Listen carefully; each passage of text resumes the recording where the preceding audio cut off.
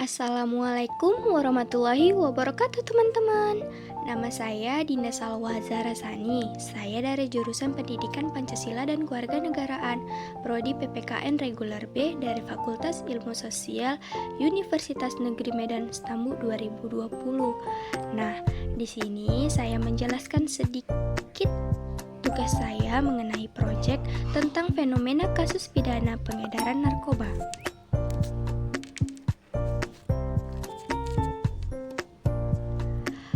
Apa sih keterkaitan antara mini riset dan rekayasa ide yang saya buat? Nah, mini riset berisi mengenai studi kasus dan wawancara pada beberapa narasumber, sedangkan rekayasa ide menawarkan solusi mengenai kasus yang saya angkat, yaitu fenomena kasus pidana pengedaran narkoba. Kalian tahu nggak sih apa itu pengedaran narkoba? Bandar narkotika dapat diartikan sebagai orang yang mengendalikan suatu aksi kejahatan narkotika secara sembunyi-sembunyi atau sekelompok pihak gaya aksi kejahatan itu.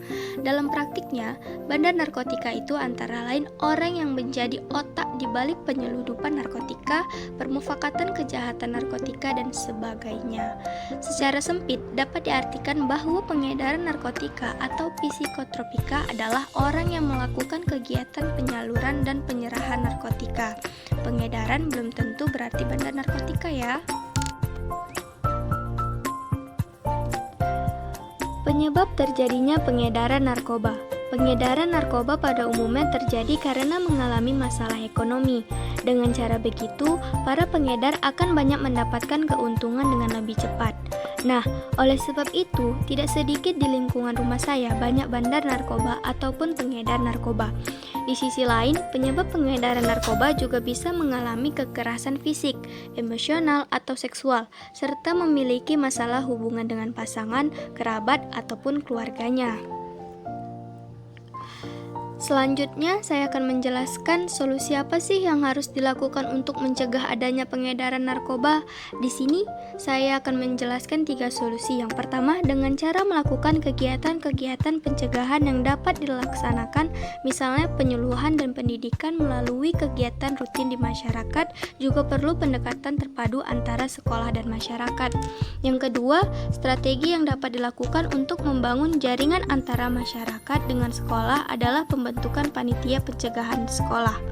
Dan yang terakhir, kerjasama antara polisi dengan masyarakat di tingkat kelurahan sangat diperlukan untuk mengurangi, mencegah, dan menangkal peredaran narkoba di RW atau RT, selain memberi rasa aman dan kenyamanan.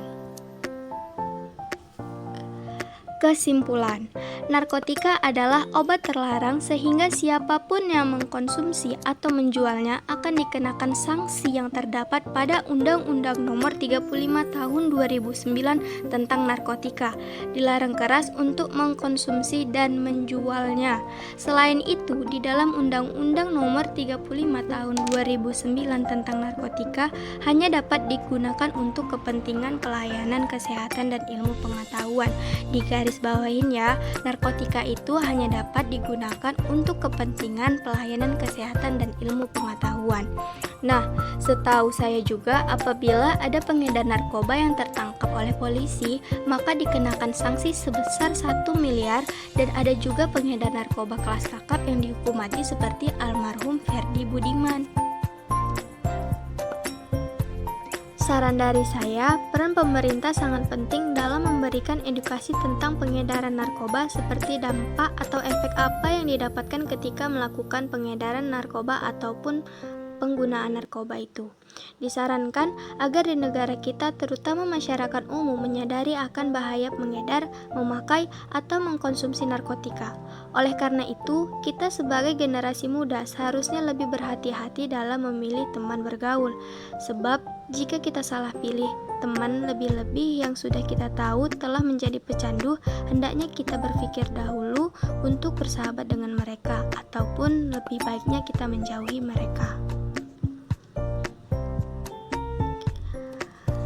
Nah, baiklah, Sekian hasil presentasi saya, semoga bisa menjadi manfaat bagi si pembaca. Mohon maaf apabila ada kekurangan dan kesalahan ya. Wassalamualaikum warahmatullahi wabarakatuh.